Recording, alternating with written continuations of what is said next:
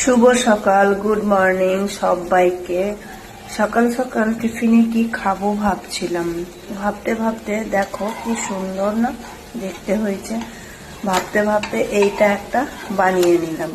বানাচ্ছি, দেখতেও সুন্দর আর খেতেও বেশ সুন্দর। এতে কি দিলাম বলো তো?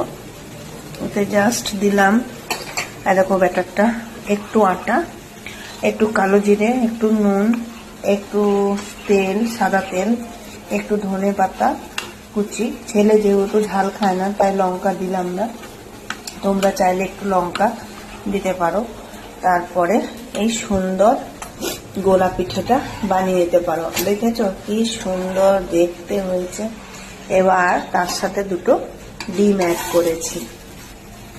কেমন লাগলো জানিও। টাটা।